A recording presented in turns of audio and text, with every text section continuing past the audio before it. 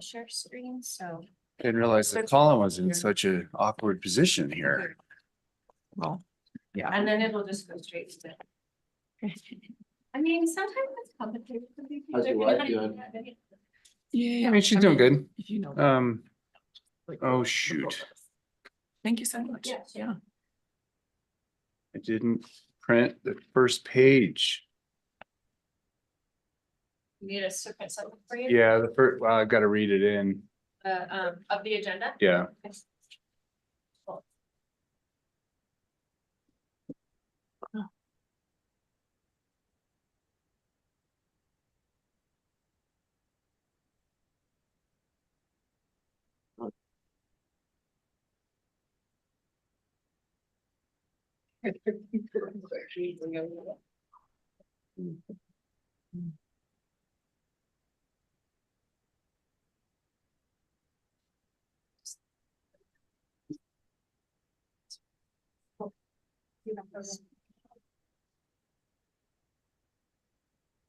Thanks, everyone. Bye. Bye.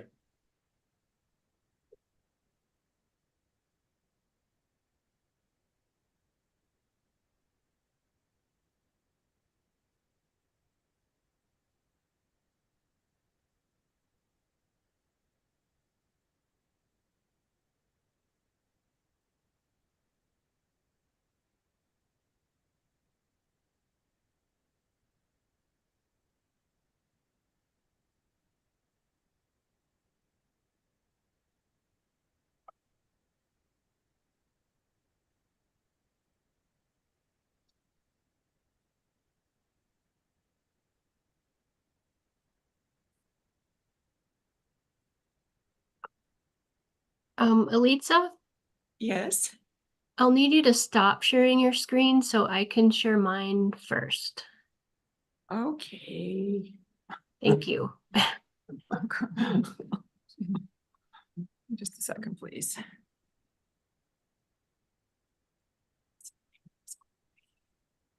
I can do it. There we Okay. go. Thanks. Thank you.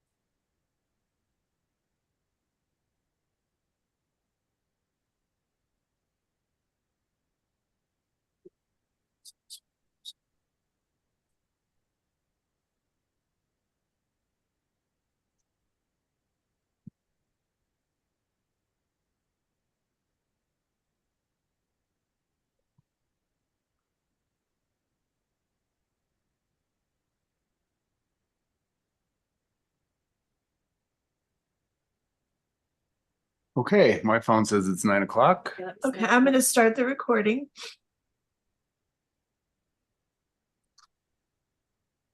Okay, hello, everyone. My name's Stacy Lake. I'm the HARC Vice Chair.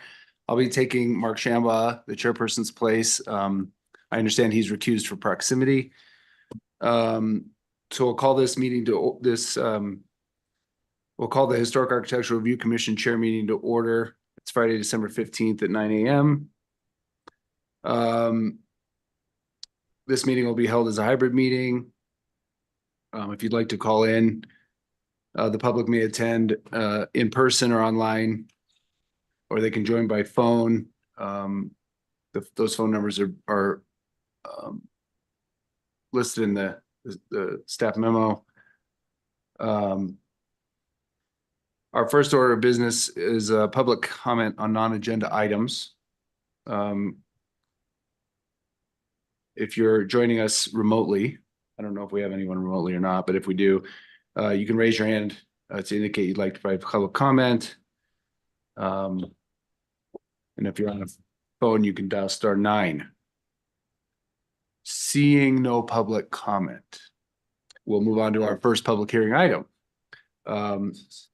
which is 430 West Dakota Avenue duplex. This is a consideration of an application for a minor scale new construction in the residential zone district that will contain no more than 950 square feet, but less than 2,500 square feet of floor area per LUC 7-203.B.1.B, Lot C. And a minor scale new construction in the residential zone district that will contain more than 950 square feet, but less than 2,500 square feet of floor area per LUC 7.203.B.1.B, which is Lot D. The legal description, Block 4, Lot C and D, Dakota Edition, according to the replat of lots 11 through Block 14, Block 4. The address is 230 and 232 West Dakota. Zone district is, well, this says residential. It is, oh, the treatment area is traditional hillside. Sorry, the zone district is residential. The owner is Frankie Field LLC. Applicant is Alpine Planning and Atelier Elitza Architecture. And the staff member is Jonna Wenzel, the Historic Preservation Director. And I will just say there, we have no staff members present. Although Jonna I'm here. We're present. Oh, sorry, Jonna. Yes, sorry. Piper. Sorry, John and Piper are here, but they're both joining remotely. I was gonna get to John and Piper. I'm sorry I didn't see you on the screen. That's At any okay, rate. Stacy. Yeah. Thank you, Stacy. It's a little unconventional this morning. And again, thanks for everyone's patience and forbearance while I am recovering from COVID. So this is an application for 430 and 432 West Dakota Avenue. Can you see my screen okay? Yes. Great.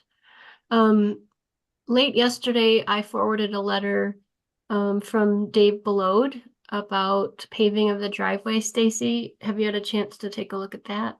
I did. Okay, great. So these two sites are located on the south side of West Dakota Avenue off of North Aspen Street. The two sites are currently vacant and sit just alongside Cornet Creek. In February 2023, the Planning and Zoning Commission approved a 0-foot setback to the interior property line as part of a PUD, which allows these two primary structures to abut. So essentially it's a duplex. The zone district is residential, the treatment area is transitional hillside, and it's located outside of the historic district. Again, the project proposes two new primary structures that are adjoining. Staff recommends approval of the application with just a handful of conditions, which I'll go through. The first one is to step down both buildings to the rear of the lot. There's quite a steep drop off at the south side of the lots, and they are visible from Galena. So the guidelines recommend stepping down towards the rear as well as to the front. The decks provide a little bit of stepping down, but not what we typically see. Condition number 2 is to revise the roof eave extension on Lot D to better relate to historical proportions. This extended roof comes down and provides a roof overhang for the entry, which is recommended, but the long run of roof is not traditional on the front. Condition number 4 is to reduce the surface area of paving. You might be swayed to change this one, based on the letter from Dave Belode, but, you could certainly discuss this with the applicant. Condition number 3 was to revise the windows on Lot D to have a more traditional placement and grouping along the west facade. There are a variety of sizes and styles of windows. And then condition number 5 is to reduce the glazing in the rear doors. There's two 4-packs and 2 3-packs on the rears of these structures. And then condition number 6 is to remove the sconces from the second level decks and replace them with step lights. This is typical and a guideline in the exterior lighting standards. Likewise is to reduce the number of light fixtures illuminating the same area. Condition number 8 is to consider using solid deck railings to help with light spill on the south facade.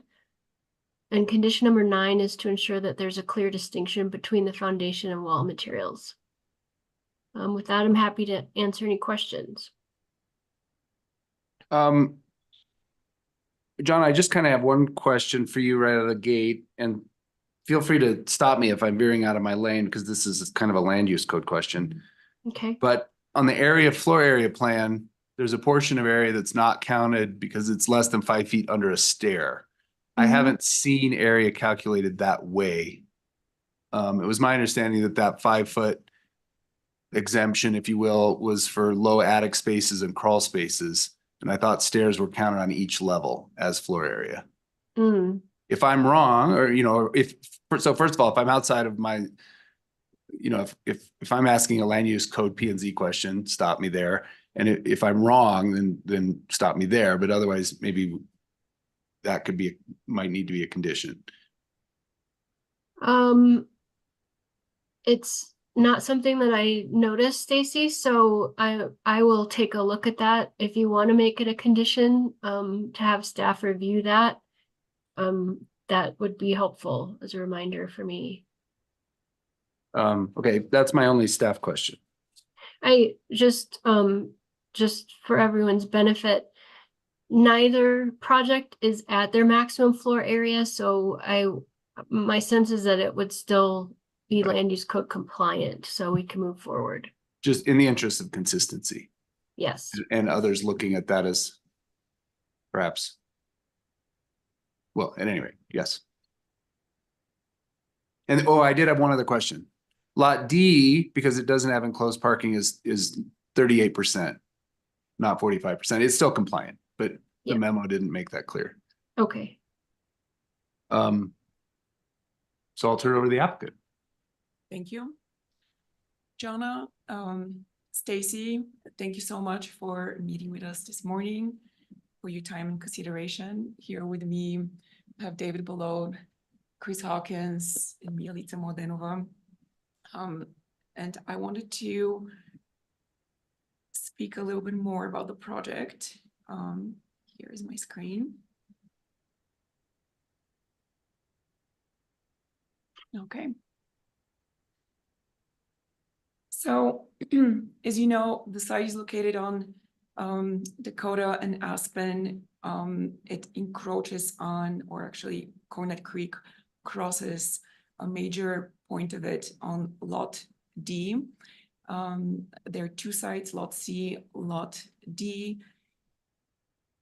A lot of the, every site in Telluride is unique, but this one, I feel it's quite special and has quite a few constraints, and in the process of design and developing, figuring out what the best approach for the future of the site is.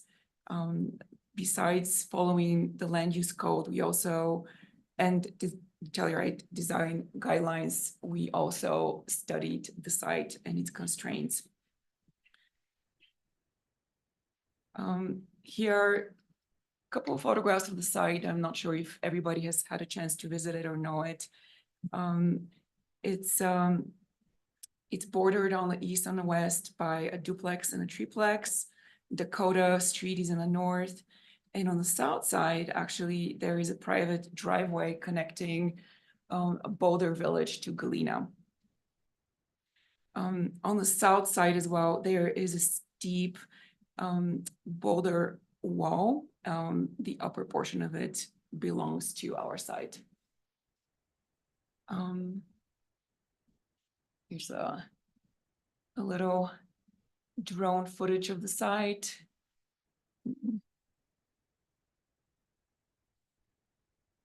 As birds would see it. And this is the access. And as I mentioned, these are 2 lots with 1 tiny access from the coda.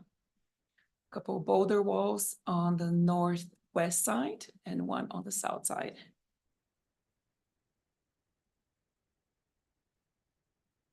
Few more photographs of the site so that we can get a better visuals. And the bottom corner, the bottom left side is actually the view from Galena looking towards our site, and our site is up there in a corner.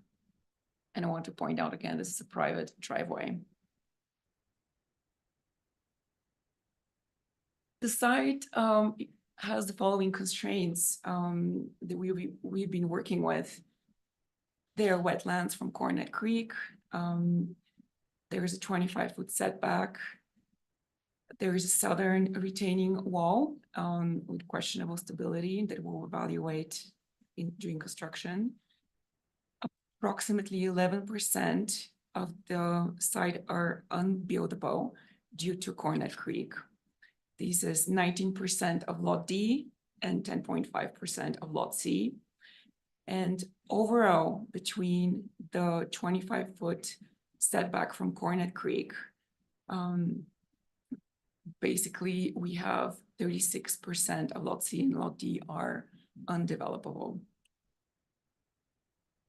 Further, we mentioned earlier that the access to the site is limited, and basically the only access for both lots is through Lot C, and it's from Lot C.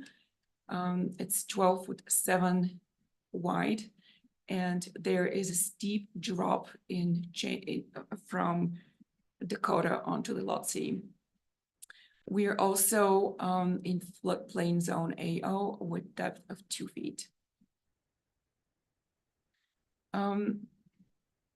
Property history, these lots were reduced by 17 feet back in 1982. Those 17 feet were given to Boulder Village Development, and further the developable site was reduced. And you're probably familiar with the flood events happening to the site over the years. Back in 2007, a house that was actually straddling the property line was severely damaged and demolished in 2008. And in 2007, a new bridge was constructed over Cornet Creek. In 2021, my client got the property and had a new vision for the site.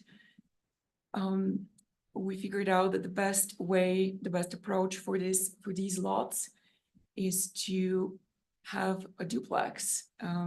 So we created a PUD with a 0-foot side setback and decided to have 1 common driveway for the 2 lots. Bridge over Cornet Creek was out of the question with town. And so we're having a shared vehicular and pedestrian access, trash, bicycle access, etc. And in return, we agreed to keep the house 25 feet, or the houses and all structure and roofs outside of the 25-foot setback. And in addition, keep the driveway outside of the 5-foot absolute wetland setback. About this.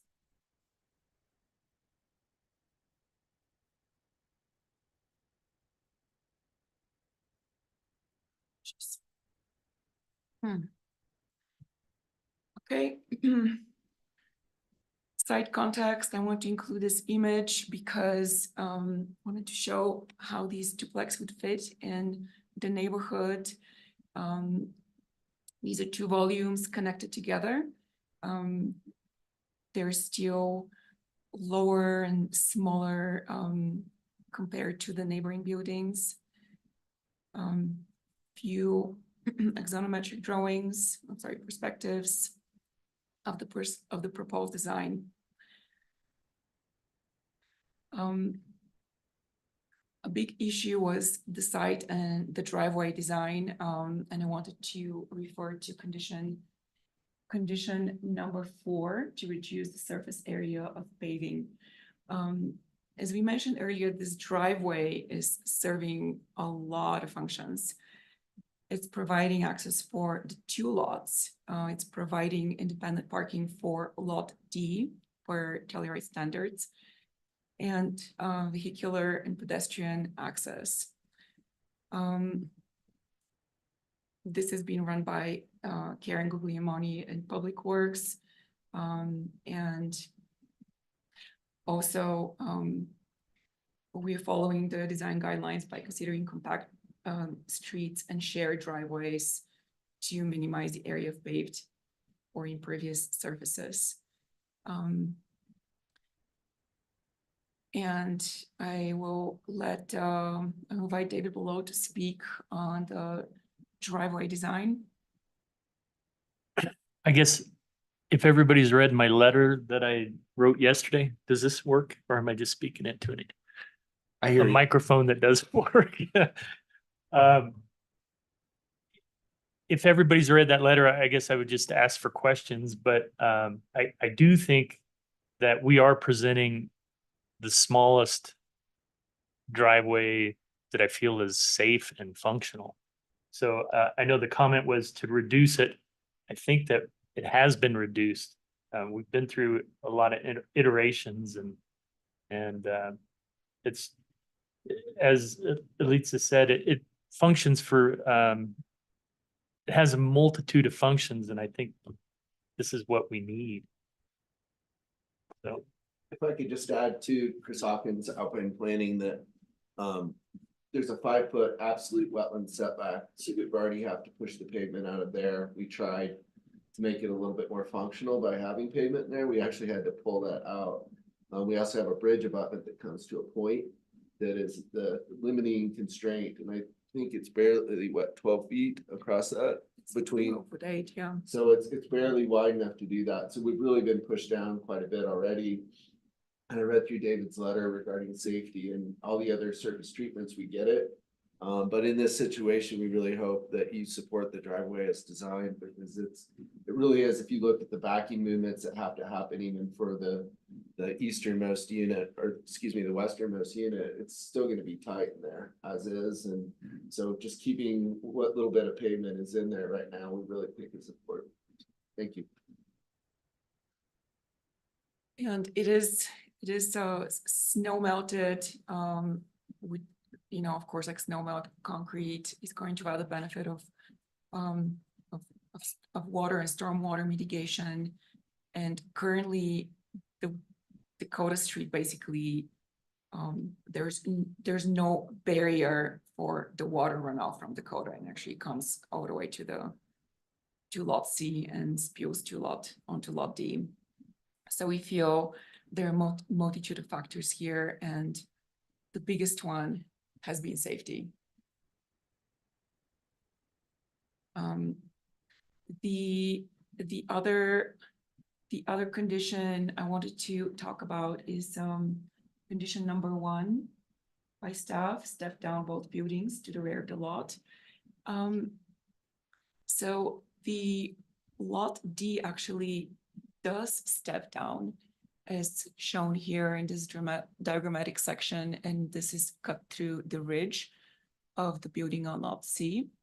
The volume steps down towards the south, and it also steps down towards the front of the building as well, towards the street. I wanted to point out that this is a relatively flat site, and the ridge length is relatively short. It's 46 feet 8. Again, this is the view from the front, where you can see how the building steps back from the street. And on lot D, again, it's a relatively flat site at the buildable area. And the building steps back in front towards the street. We are pushed to the back to the maximum actually of the site, since this is a pretty restricted site with the buildable area.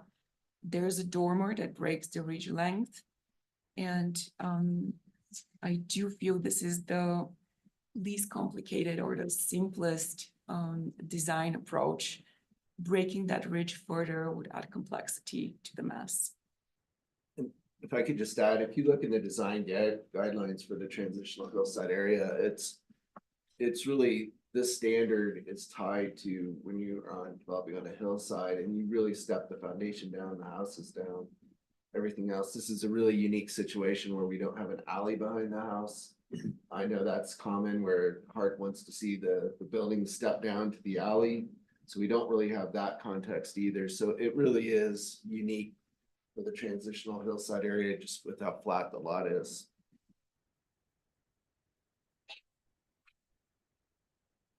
And with the other conditions, I think we can work on this. I understand the concern with the front entry awning, and I will rework this. The light as well, I will reduce the glazing in the doors. A clarification I would like to have is regarding the glazing on the doors on lot C, because only lot D is listed, but Johnny, you mentioned reducing the glazing on lot C as well. Yeah, Okay. that's my presentation. Thank you. Thank you. So I do have a couple of questions. I guess I'll start, David, with you. You know, I read your letter intently. A lot of that made sense, especially the north facing aspect and melting and what happens to the meltwater when it freezes, and, you know, better catch it in a drain than I followed that whole line of thought. My only thought is that along the eastern edge, there may be an opportunity to follow the drive path or I mean, I even think in one drawing, and maybe I kind of missed it because of the scale of the drawings and the fuzziness of the PDF, but it almost looked like there's a dashed in, you know, offset from the center line that could be a bit more organic, slightly reduce maybe that corner. And now that corner, the corner in the middle, in the center of the eastern edge, I think there's a trash enclosure there. North of that, there's a little landscape planter north of the trash enclosure. Yeah. To try to continue that up to the I'm just looking for little ways strip. to meet staff's, you know, recommendation to meet the guideline of a slight reduction. I definitely do follow the line of logic where this is a single driveway serving two residences. And if it weren't for the Cornet Creek, there would be two driveways and it would certainly be more. So I think it's already been reduced simply due to site constraints. Right. Yeah, I'm trying to get to perhaps a better.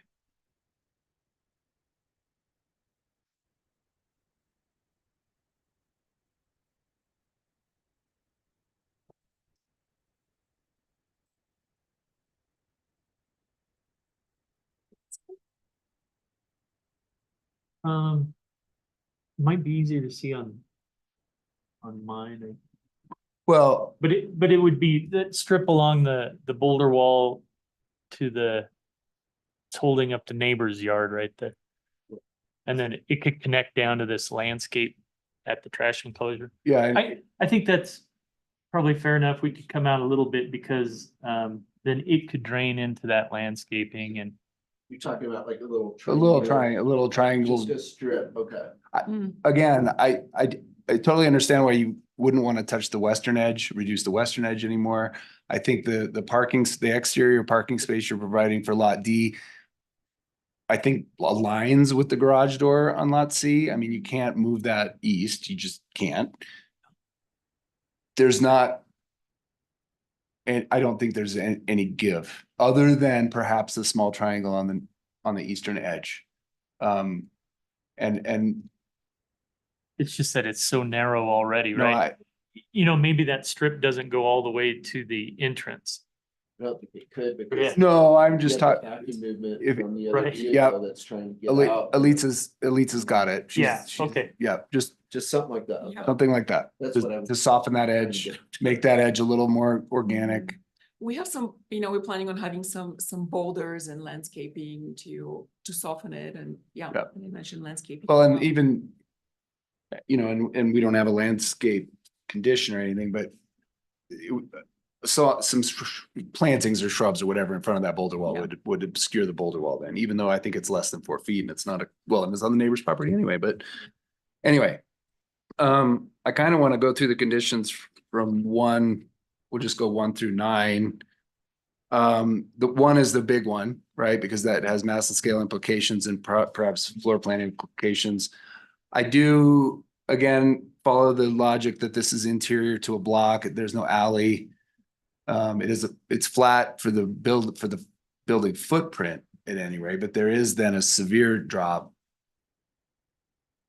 immediately to the south. In plan, you've already accounted for a slight split level on the ground level.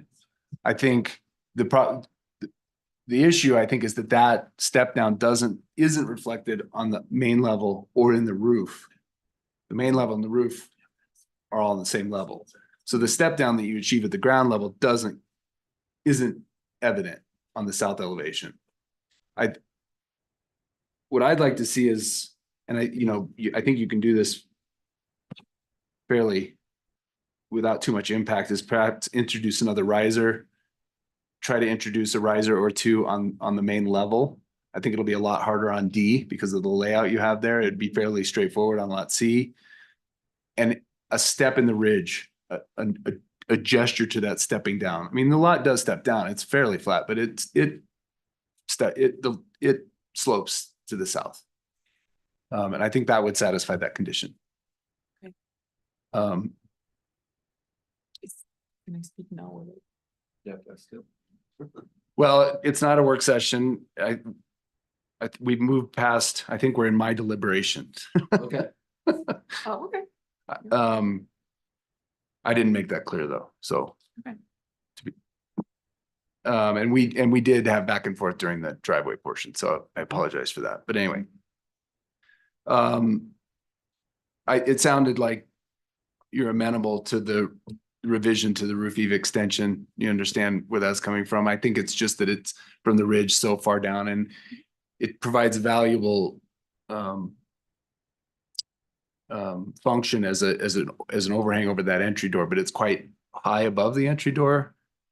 If there was a break in that, an eave and a break, and it would get lower, but it seemed like you said you were on board with that condition.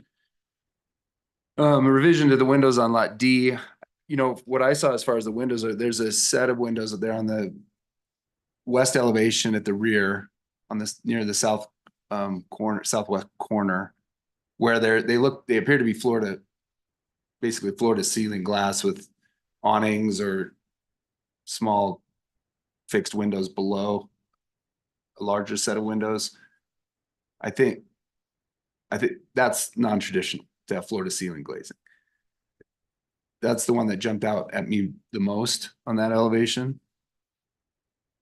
It might be as simple as just eliminating those 2 low windows.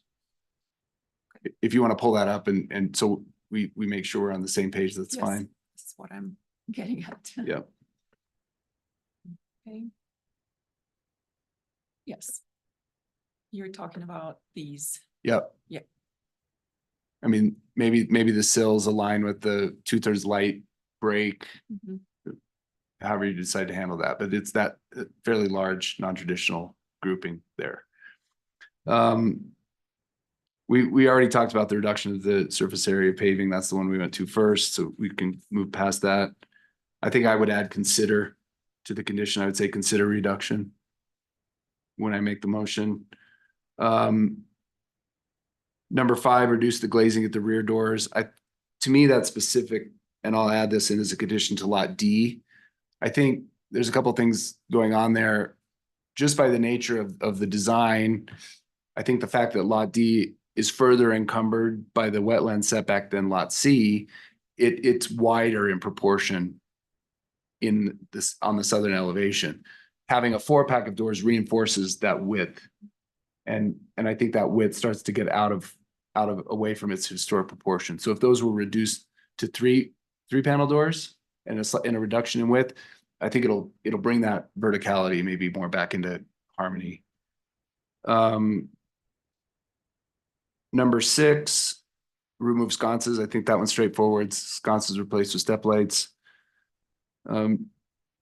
Number 7, reduce the number of light fixtures. As an applicant, I've banged my head against that one a little bit. If you have more fixtures, you can reduce the light level of each one. But I haven't gotten any traction with that, so I can't give you any. I think it's simply reduce, don't duplicate. Number 8, I always struggle with. By making solid decks by making railings solid, certainly they help eliminate light scale, but they increase mass and scale. I think for me, the fact that you've already got, because it's a requirement, 2/3 light doors, we're reducing glazing. I might move to strike 8 and keep those railings, not solid, because I don't want them, that's moving the opposite direction of stepping down by projecting mass further south. And then number 9, a clear distinction. I did go around the house. To me, I think there is on D a fairly clear distinction of, there's a material change.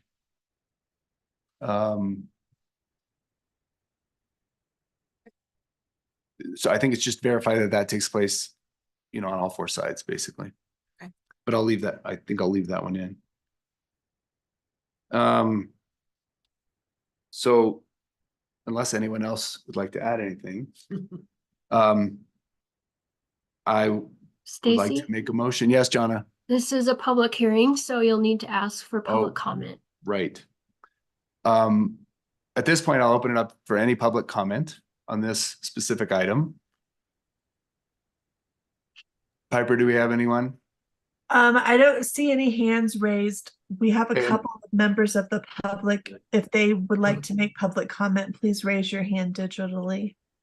Beth is on our team, Oh, okay. so Sam. Sam, Okay, seeing none. No. I move to approve the minor scale applications at 430 and 432 West Dakota, Block 4, Lot C and D Dakota Addition, according to the replat of lots 11 through 14, Block 4, based on the findings of the staff memo dated December 15th, 2023, and with the following conditions. 1 through 3, as stated in the memo. I'll read 4. Consider reduction of the surface area of paving per TH 16.C.2 per discussions during the hearing. 5,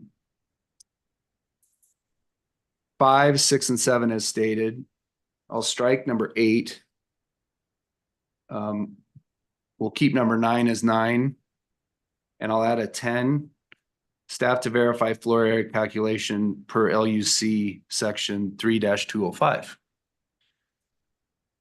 This motion is based on evidence and testimony provided at a public hearing held on December 15, 2023, with notice of such hearing provided as required by the Telluride Land Use Code. Revised plans incorporating the conditions of approval shall be submitted within 60 days of this approval, or this approval becomes null and void. Unless otherwise indicated, the revised drawing submitted for a certificate of appropriateness must be a complete set, with any changes to the drawings clouded and labeled. Any changes to the drawings beyond the conditions of approval may result in more than one submittal being required. Thank you. Thank you. Jonna, unless there's any discussion, I will adjourn. Stacy, would you please continue items right. 2 and 3 to January 19th? Do I need to read the whole project title, summary, legal description into the record? I think the clerks prefer that you do, but Piper Okay. can correct me. Sure. So our second item on the agenda is the View House, which was continued from the November 17, 2003 HARC chair meeting. It's a consideration of an insubstantial scale new construction in the residential zone district that will contain 950 square feet or less of floor area per LUC 7-203.B.1.C.1. The legal description is block 20, lot 8, East Telluride addition. The address is 845 East Columbia Avenue. Zone district is residential. The owner is San Miguel Properties LLC, a Tennessee LLC. Applicant is CCY Architects Caravan Darby, who I know from my days in Vail. Oh. Just thought I'd throw that in there. Staff member is John Wenzel, Historic Preservation Director. This item will be continued without discussion to the January 19th, 2024 HARC chair meeting. Thank you. Our next project is the CNC House, which was continued from the September 22 and November 17, 2023 HARC chair meetings. This is a consideration of an application for minor scale new construction in the residential zone district that will contain more than 950 square feet, but less than 2,500 square feet of floor area per LUC 7-203.1.B.1.B.1. And B, an application for an insubstantial scale new construction in the residential zone district that will contain 950 square feet or less of floor area per LUC 7-203.B.1.C.1. The legal description is block 20, lot 9, East Telluride addition. The address is 855 East Columbia Avenue. Zone district is residential. The owner is San Miguel Properties LLC, as Tennessee LLC.